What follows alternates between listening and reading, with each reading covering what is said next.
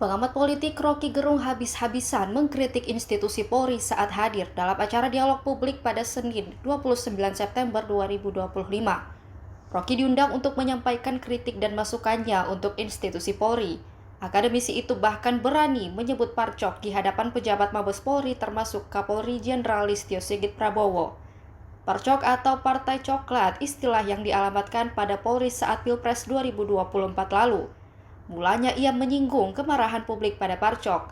Menurutnya, sejak awal tidak ada reformasi kepolisian, tapi hanya pemisahan antara tentara dan polisi. Sehingga yang terjadi pemisahan kelembagaan bukan evaluasi pada kondisi. Rocky juga menyinggung terkait supremasi sipil yang mana menurutnya bukanlah orang-orangnya yang diganti namun nilai-nilai sipilnya. Ia mencontohkan nilai sipil itu harus setara berlaku di masyarakat, antara masyarakat, Polri maupun TNI. Oke, saya pakai mimbar ini supaya setara dengan Wakapolri. Dan kenapa dari tadi mimbar ini nggak dipakai? Padahal ini adalah peralatan pertama untuk mengucapkan pendapat umum. Dalam tradisi Yunani, setiap mimbar disediakan untuk mereka yang punya dalil. Dia disebut umum karena akhirnya terlihat orang yang bicara siapa tuh. Itu sifat pertama. Saya mau terangkan sebetulnya balik pada tema tadi. Apa sebetulnya yang disebut pendapat umum? Emang ada pendapat khusus? Pendapat khusus itu kalau Anda mau meminang pasanganmu untuk diajak nikah, itu pendapat khusus. Tapi begitu pendapat itu diucapkan di depan umum, maka pendapat itu harus dihasilkan di dalam upaya untuk menentang pendapat lain. Kalau Anda ditanya, apa pendapatmu? Saya sependapat. Itu artinya dia tidak berpendapat. Pendapat hanya disebut pendapat kalau diajukan untuk menghalangi atau bahkan membatalkan pendapat lain. Jadi dari awal, sifat dari pendapat itu adalah untuk cari gara-gara. Itu dasar ontologinya tuh. Saya berpendapat supaya saya berbeda dengan pendapat Anda. Itu namanya pendapat. Jadi pendapat itu tidak boleh disopan santunkan. Kalau Anda mengucapkan pendapat dengan cara sopan santun, artinya Anda tidak berpendapat. Takut mengucapkan sesuatu yang kontras dengan pendapat orang lain. Saya tadi sebut istilah kontras. Ada teman kontras tadi. Kalau Anda perhatikan misalnya, kata kontras itu artinya tidak sependapat. Namanya kontras. Tapi kontras itu huruf terakhir dari S itu huruf besar. Coba Anda perhatikan ya, teman-teman polisi. Apa artinya? Kenapa ditaruh huruf besar di situ? Yang lebih penting bukan kontranya, tapi S di belakangnya tuh. Anda tahu nggak asal usul huruf S dibuat besar di situ? Karena pada waktu itu 98, ketika saya masih di LBH bersama Munir, macam-macam, ada Buyung Nasution, kita ingin tunjukkan bagaimana pendapat itu harus diasumsikan sebagai pertentangan pikiran.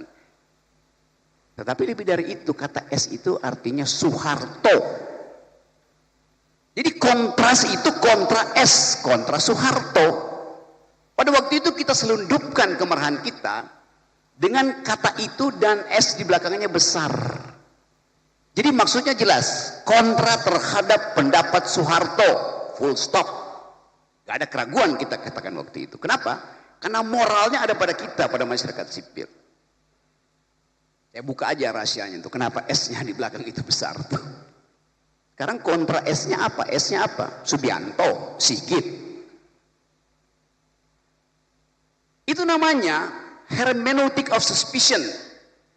Kita mencurigai sesuatu, kita takut mengucapkan itu, kita pakai bahasa simbol S-nya di situ. Mungkin kontra sekarang itu S adalah kontra saya, kontra siapa aja tuh. Jadi saya mulai dengan cara berpikir itu. Kalau kita lihat apa sebetulnya kemarahan publik kepada Parcok hari ini, sebut aja secara resmi. Kenapa publik marah pada Parcok? Bahkan marah pada oknum gitu. Absurd. Kita coba lihat bagaimana sebetulnya proses yang kita sebut sebagai reformasi kepolisian. Tidak pernah terjadi reformasi. Yang terjadi pemisahan antara tentara dan polisi pada waktu itu. Yang terjadi adalah pemisahan kelembagaan, bukan evaluasi terhadap kondisi. Sebentar Bung Rocky. Pak Waka, isi dan judul di luar tanggung jawab moderator ya. Silakan. Bahkan tugas moderator tidak boleh memoderasi pikiran.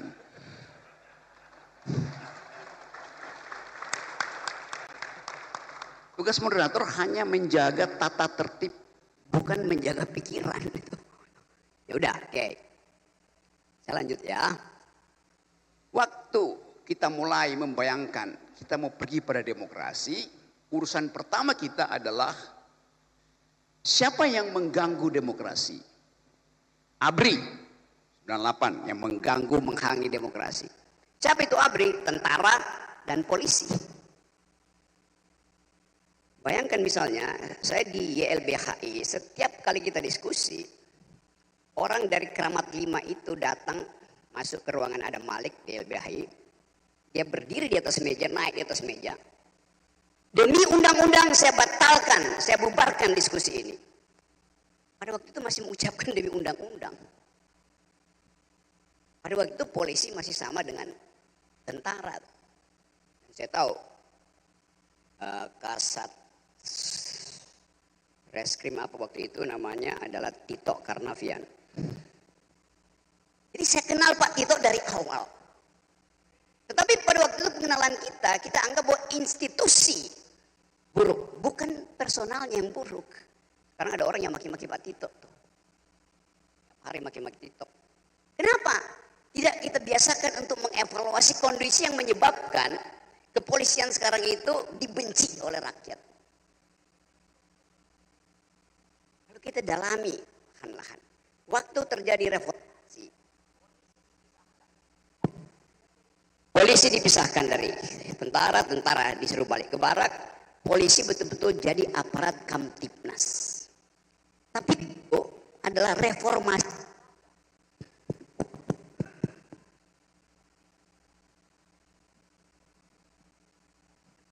Ini saya pindah dari Partai Biru ke Partai Merah.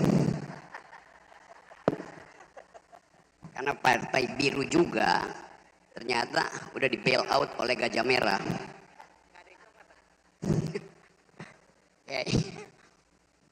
Dari mana tadi ya? Jadi yang terjadi adalah reformasi kelembagaan. Terjadi reformasi, tidak terjadi transformasi. Lembaganya dipisahkan, tetapi value-nya tidak ikut tertransformasi. Tadi dikatakan polisi harus kembali pada prinsip supremasi sipil. Itu juga salah. Yang mesti supreme itu bukan orang sipilnya, tapi nilai-nilai sipil. Jadi yang benar bukan supremacy, civilian supremacy, tapi the supremacy of civilian value. Supremasi dari nilai-nilai sipil. Di dalam demokrasi mau tentara, mau satpam, mau akademisi, profesor, punya ijazah apa enggak punya ijazah, tunduk pada nilai sipil. Lampu merah artinya tentara harus berhenti, polisi harus berhenti, profesor harus berhenti. Itu namanya nilai sipil. Jadi lampu merah itu nilai sipil, lampu hijau nilai sipil. Kan itu yang kita mau biasakan kan. Jadi sebetulnya kita mau bongkar dulu bahwa kenapa hari-hari ini ada ketakutan pada, tadi Usman Hamid pakai istilah the revival of authoritarianism. Sebetulnya itu masih abstrak, kembalinya otoritarianisme. Lebih tepat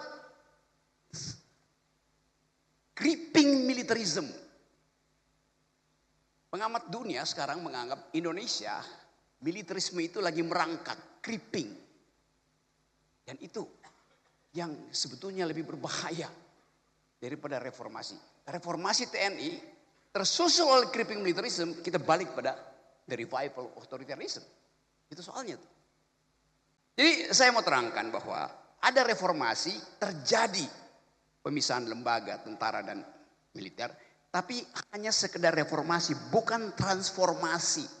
Kenapa? Karena nilai-nilai militeristik tidak tercegah di 98. Nilai-nilai itu carry over ke dalam sistem demokrasi. Jadi sebetulnya kita belum masuk di dalam era demokrasi. Reformasi tidak menghasilkan demokrasi. Terjadi perubahan kelembagaan tapi tidak terjadi perubahan nilai-nilai berdemokrasi. Dengan kata lain, kalau kita sebut kita pindah dari otoriter ke demokrasi. Pindah itu artinya langkah keluar dari orde baru masuk ke orde reformasi. Kita baru keluar dari, belum masuk ke. Lembaga-lembaganya lengkap. KPU ada, parlemen ada, Mahkamah Konstitusi ada, DPR ada. Lembaganya lengkap, tapi pelembagaan belum berlangsung sempurna. Hanya itu yang mau kita pastikan. Jadi sekali lagi kalau kita mau bicara tentang reformasi, transformasi, apapun istilahnya, kita mesti lihat bahwa kondisi kelembagaan kita itu tidak menghasilkan pelembagaan, hanya ada perubahan di dalam lembaga. Tetapi kita mulai lihat bahwa ada inisiatif lokal untuk menghasilkan ide tentang demokrasi. Waktu demonstrasi Agustus kemarin saya ada di Pekanbaru di Riau. Nemenin Irjen Heri Heriawan, Kapolda Riau. Demonstrasi yang besar itu, saya datang ke situ. Yang dipajang di depan para demonstran, menyambut para demonstran bukan panser, bukan water cannon, tapi spanduk besar ditulis oleh Kapolda Riau, Saudara Heri Heriawan. Selamat datang para pejuang aspirasi. Bayangin coba. Dia sambut dengan spanduk itu. Nggak ada ketakutan. Demonstran ngoceh suka-sukanya. Karena dianggap demonstrasi itu pejuang aspirasi. Dengan cara itu langsung terbagi kimianya tuh. Pejuang aspirasi diterima. Provokator dihalangi. Yang memperjuangkan aspirasi pasti pakai argumen. Yang ingin merusak demonstrasi pasti pakai molotov. Udah dipisahkan. Jadi contohlah Kapolda Riau. Bukan saya puji-puji, tapi faktanya begitu. Dia menerima protes itu sebagai pejuang aspirasi. Spanduknya di depan.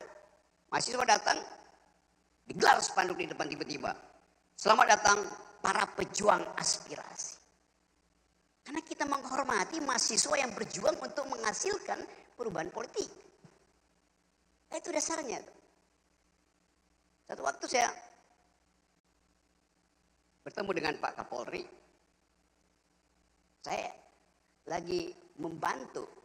Saya cerita aja soal sebelum saya bicara teorinya. Saya lagi berupaya untuk membuat beberapa Polda itu laboratorium tentang civilian value. Nah, karena saya berteman dengan Pak Herimen, saya bolak-balik ke Pekanbaru. Tiba-tiba ada seorang tokoh masyarakat sipil WA saya. Rocky Gerung, Anda ternyata sudah dibeli oleh polisi itu. Bayangin coba. Kenapa? Terlihat Anda berfoto dengan Pak Sigit, Kapolri. Lagi nanam pohon. Dan Anda bicara, pidato di samping Kapolri. Saya bilang enggak. Pak Sigit tidak di samping saya, dia di belakang saya. Kenapa enggak dibalik bahwa saya yang membeli Kapolri, bukan saya yang terbeli. Karena saya nyusun kurikulum tentang hubungan antara polisi dan lingkungan yang disebut green policing yang dipromosikan oleh Kapolda Riau. Jadi bayangin, masyarakat sipil pun mencurigai aktivitas masyarakat sipil karena dia nggak paham bahwa lebih banyak orang yang mati karena kerusakan lingkungan daripada yang mati di jalan raya. Itu soalnya. Jadi kepicikan aktivis masyarakat sipil juga ada karena kecengengan, nggak bisa berpikir. Kalau saya kritik, saya juga kritik lingkungan saya yang mencurigai hubungan antara aktivis, dosen, jurnalis dengan kalangan kepolisian. Rocky Gerung sudah terkooptasi oleh Kapolri. Lo dalam isu lingkungan terbalik. Pak Sigit terkooptasi oleh isu lingkungan yang saya buat. Begitu dong fairness-nya tuh. Jadi kita lihat bagaimana kepicikan itu ada di dalam bahkan masyarakat kita. Dan itu terjadi karena satu hal. Di belakang kepala kita, di belakang kepala mak-mak, di belakang kepala para dosen, kepala jurnalis, ada isu yang unexplainable, unspeakable. Yaitu soal fufu-fafa dan soal ijazah palsu. Itu yang jadi background kemarahan publik yang tidak mungkin dia ucapin. Karena menunggu kepastian isu ini sampai di mana tuh. Kita bikin riset, saya bikin riset, isu ini akan ada di semester ke depan masih ada di situ. Jadi kita mau coba bahas sekaligus apa yang kita sebut sebagai reformasi sebetulnya basisnya adalah kecurigaan masyarakat sipil terhadap penyelesaian kasus-kasus yang sangat sensitif. Mereka tidak bisa ucapkan, saya pakai satu istilah, deep psychology, psikologi dalam masyarakat kita adalah bimbangan, kecurigaan, ketidakpastian. Ketidakpastian politik sekarang disiram dengan ketidakpastian ekonomi. Maka orang akan cari siapa yang harus bertanggung jawab. Jadi coba kita endapkan sebetulnya sebagai satu refleksi. Upaya untuk membenahi kepolisian adalah upaya untuk membenahi peradaban. Jalan raya itu bukan milik polisi.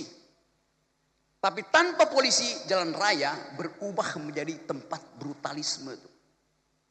Saya hindari istilah anarkisme tadi karena betul, Usman. Kata anarkisme itu adalah puncak tertinggi dari demokrasi itu. Kata anarkisme datang dari penggalan kata an dalam bahasa Greek, bahasa Yunani. Dan arko. Arko artinya kepala. An artinya tanpa kepala.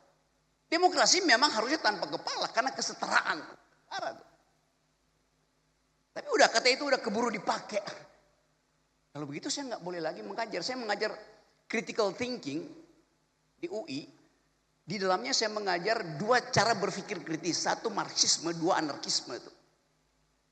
Marxisme adalah kritik terhadap arogansi kapital.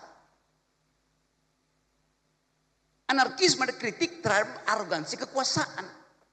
Dua-duanya bermutu untuk menghasilkan demokrasi. Tapi kata itu udah mengalami pejorasi sehingga you anarki, you anarko. Lo itu kata yang bagus. Anda Marxis. Lo itu kata yang bagus. Karena diajarkan berpikir kritis itu. Membongkar ekonomi tanpa pengetahuan Marxisme nggak ada gunanya. Membongkar kekuasaan tanpa pengetahuan anarkisme nggak ada gunanya. Jadi itu pentingnya kita belajar bersama-sama di sini. Tapi itu hanya mungkin dilakukan kalau ada persahabatan antara polisi dan masyarakat sipil. Polisi membutuhkan organic partner, partner yang organis. Partner yang ada dalam satu ekologi, yaitu masyarakat sipil. Tentara tidak memerlukan masyarakat sipil. Tentara hanya bekerja melalui komando. Polisi tidak begitu. Polisi dalam meritokrasi, fungsi mendahului komando. Sebaliknya dalam militer fungsi itu disebabkan karena ada hierarki komando. Polisi fungsi mendahului komando. Yes. Bisa jelaskan mungkin Bung Rocky? Anda kalau punya poin pangkatmu itu 3 balak bisa bertengkar dengan yang 3 bintang supaya terlihat betul-betul penguasaan tentang situasi. Reserse yang diperiksa teroris itu boleh kasih poin menentang pendapat dari komandannya. Kan begitu Pak. Tapi dalam kita nggak mungkin begitu. Kalau sudah kan prinsip military efficiency, bila Anda telah membidik, jangan ragu. Kalau masih ragu, tarik picunya. Polisi nggak bisa begitu. Di dalam polisi diskusi itu mesti berlangsung. Karena itu fungsi mendahului komando. Itu nilai dalam kepolisian begitu. Tidak mungkin komando itu dipakai untuk mengaktifkan fungsi. Bagaimana mungkin Kapolri membatalkan fungsi reserse dari seorang petugas di lapangan, nggak bisa. Karena keahlian dia itu adalah mengintip potensi bahaya. Lapor aja, diskusikan. Itu kan dalilnya begitu. Karena kita sama-sama hidup di dalam satu iklim yang memungkinkan kita bertengkar di dalam sistem demokrasi. Kecuali kita hidup di dalam the republic of fear. Yang setiap kali ada ketakutan, maka minta jaminan polisi. Dengan kata lain, rasa nyaman harus mendahului rasa aman. Itu ide Kamtipmas. Saya merasa aman karena kampung saya di setiap gang ada satu kompi brimob. Memang saya rasa aman. Tapi saya tidak merasa nyaman, itu soalnya. Kalau keadaan perang, rasa aman harus mendahului rasa nyaman. Dalam keadaan harmoni, demokrasi, rasa nyaman mendahului rasa aman. Dan itu tugas kepolisian. Gak mungkin saya rasa aman kalau di mana-mana saya lihat ada Kopassus di situ. Gak bisa, saya gak akan aman. Karena saya tahu setiap saat dia bisa kokang senjata. Kayak kemarin kasus demonstrasi di Glodok itu. Tentara berkeliaran di situ. Gak ada yang rasa nyaman di situ. Rasa aman diproduksi karena saya tahu di belakang saya ada senjata. Rasa nyaman diproduksi karena saya tahu di belakang saya ada polisi. Kenapa? Saya bisa bercakap-cakap dengan polisi. Kenapa? Kita satu grammar. Polisi itu adalah masyarakat sipil yang dipersenjatai. Untuk melakukan tadi tindakan terakhir itu represi. Tapi sebelumnya diskresi polisi itu selebar demokrasi itu. Jadi bagus betul kita bicara di sini hanya untuk menerangkan bahwa negeri ini memerlukan dikembalikannya civilian value, nilai-nilai sipil, bukan orang sipil. Banyak orang sipil yang pikirannya militeristik kok. Dan bisa lebih militer dari tentara tuh. Tetapi demokrasi dan polisi hidup bersama dalam ekologi the supremacy of civilian value. Jadi itu yang menerangkan kenapa kalau kita tiba pada semacam keinginan bersama, kita akan katakan bahwa reformasi polisi itu sudah berlangsung pertama di dalam tahap pemisahan kelembagaan. Tahap kedua adalah transformasi nilai. Dari nilai-nilai yang militeristik di Orde Baru, pergi pada nilai-nilai civilian value di era sekarang. Era ketika seluruh nilai global itu mengalami turbulensi itu. Apa nilai baru sekarang? Nepalisme. Dan seluruh dunia akhirnya mengakui bahwa suara netizen bisa membatalkan suara parlemen. Ada problem dengan hak asasi manusia. Apakah anak muda Nepal yang mencemplungkan Perdana Menterinya ke dalam sungai, dia melanggar hak asasi manusia? Jawabannya? Pasti Ya. dianggap melanggar. Tetapi bagi mereka yang tahu bahwa deprivasi tidak bisa lagi dikendalikan, mereka anggap saya tidak melanggar hak asasi manusia, hanya melanggar hak pencemaran sungai. Selamat datang Pak Kapolri, Jenderal Polisi Dr. Andes Listio Sigit Prabowo MSI. Ya karena Silakan Bang Rocky. Ya selamat datang Pak Sigit. Saya sudah sebut 4 kali nama Pak Sigit dan saya tahu Pak Sigit akan tiba on time. Right at the time Bung Rocky, Pak Kapolri. Saya lanjut lagi ya bahwa saya baru pakai 4 menit, masih ada 8 menit. Jadi waktu kita mengucapkan kata reformasi sebetulnya itu terlambat. Yang kita perlu sekarang adalah istilah transformasi. Setelah lembaga polisi dan militer dipisahkan, sekarang nilai kesipilan itu kita transformasikan ke era ketika seluruh dunia mengalami bahkan bukan lagi transformasi tapi Pak Magnis istilahnya itu transvaluasi kata Nietzsche. Transvaluasi. Orang Jerman bilang Umwertung aller Werte. Umwertung aller Werte. Betul? Ya, betul. Umwertung aller Werte. Transformasi semua nilai itu. Jadi sekali lagi, kepentingan kita dengan reformasi kepolisian ini dimulai dengan transvaluasi. Semua nilai kita bicarakan ulang. Karena bukan cuma di Indonesia terjadi transvaluasi nilai, seluruh dunia. Filipina, Nepal, Timor Leste, Italia, Prancis. Semuanya ada dalam upaya untuk mencari nilai baru apa yang memungkinkan sejarah manusia itu dinaikkan satu oktav tuh.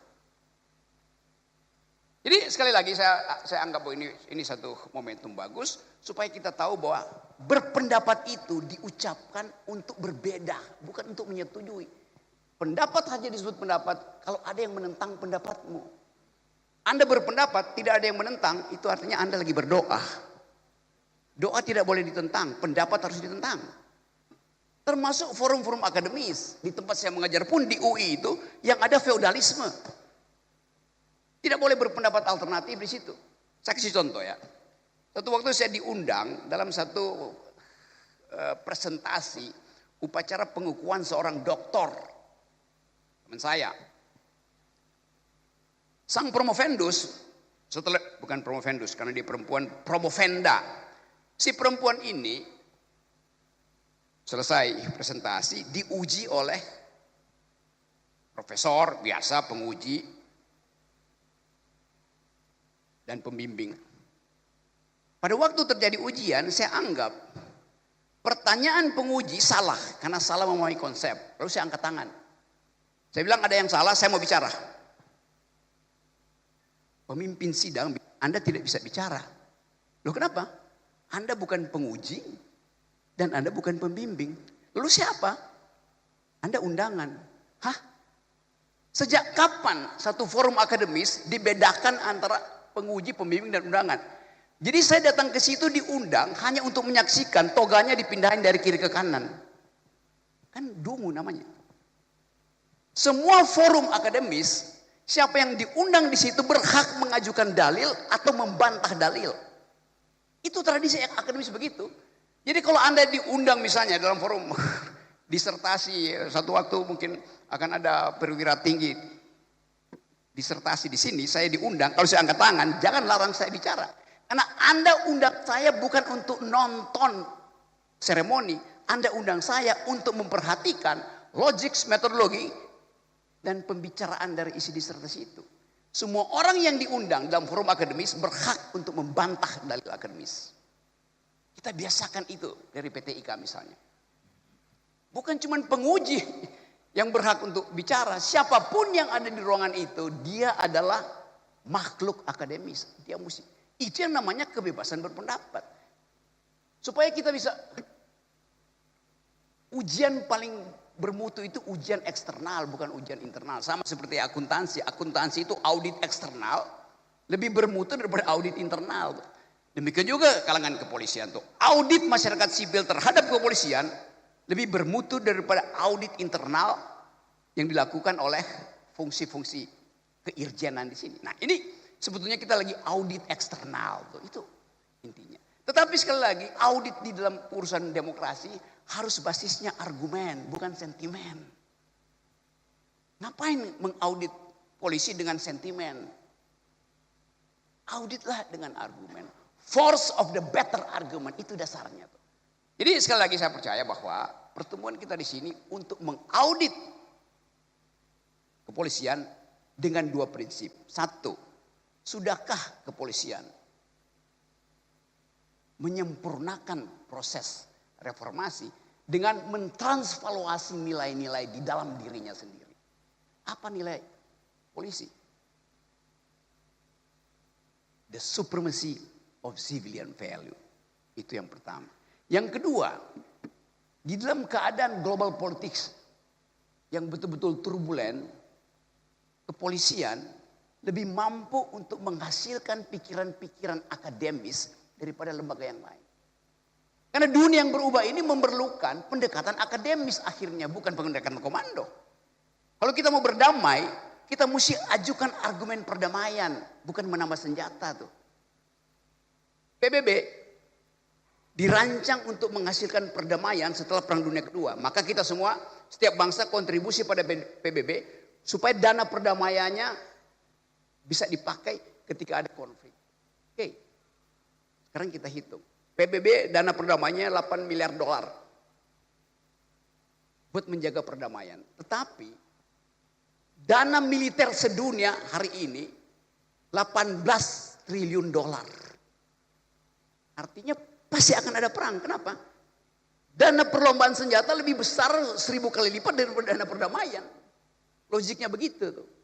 Jadi kalau kita produksi ide perdamaian, ide kesosialan manusia, ide yang dihasilkan oleh peradaban masyarakat sipil, Indonesia bisa jadi proponen pertama untuk mengatakan bahwa kami paham tentang imperialisme, kami paham tentang kekerasan. Karena itu kami menginginkan ada perdamaian. Perlihatkan postur kepolisian mendahului postur militer. Karena dunia menganggap bahwa hanya dengan postur kepolisian, junto postur masyarakat sipil, dimungkinkan percakapan tentang perdamaian itu bisa dihasilkan. Oh ya, tapi pemimpinnya militer, Pak Prabowo militer. Mari kita kepung Pak Prabowo itu dengan nilai-nilai sipil. Karena kemarin dia bicara di PBB dengan nilai-nilai sipil. Sementara seseorang yang datang dari tradisi sipil yang memimpin negara demokrasi terbesar Amerika pakai nilai-nilai militeristik. Kan di situ kontrasnya tuh. Jadi sekali lagi, negeri ini didirikan berdasarkan kemampuan berargumentasi. Para pendiri negeri ini, bangsa ini adalah mereka yang mampu berargumen secara akademis. Haji Agus Salim, nggak ada yang bisa lawan Haji Agus Salim kalau lagi bikin retorika. Nggak ada yang bisa lawan keterjaman Sultan Syahrir dalam diplomasi. Nggak ada yang bisa lawan Soekarno dalam upaya untuk mengingat-ingat sejarah kolonialisme. Nggak ada yang bisa lawan Natsir kalau mendalilkan hubungan antara Islam dan demokrasi. Negeri ini dihasilkan oleh kaum yang berpikir. Kenapa sekarang kita dikuasai oleh para buzzer? Itu masalahnya kan. Jadi sekali lagi saya mau ucapkan ini dengan lantang bahwa selamat datang kepolisian di wilayah supremasi nilai-nilai sipil. Inti dari nilai sipil adalah bertengkar. Pertengkaran itu memajukan pikiran. Tetapi sekali lagi tentu ada batas yang memang diatur undang-undang. Tapi jangan tambahkan keterangan lain pada undang-undang yang mengatur kebebasan berpendapat. Ada aturan taman. Iya, aturan itu harusnya membuat kebebasan berpendapat itu makin lama makin bagus. Bukan makin lama makin tersingkir. Jadi sekali lagi hanya ada satu lembaga yang mampu punya diskresi lebar demokrasi, yaitu kepolisian. Nah, diskresi itu yang memungkinkan saya bersahabat dengan Pak Sigit, bersahabat dengan Pak Herman, bersahabat dengan Pak Agus di sini dan semua, Pak Silitonga segala macam.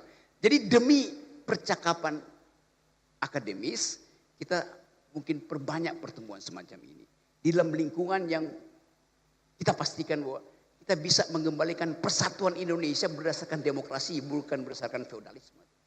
Sekali lagi selamat berjumpa dalam pertukaran pikiran dan sekali lagi pikiran yang dipertukarkan karena dia dipertentangkan. Pikiran hanya disebut pikiran kalau dia dibantah oleh pikiran yang lain. Terima kasih. Download Tribun X sekarang. Menghadirkan lokal menjadi Indonesia.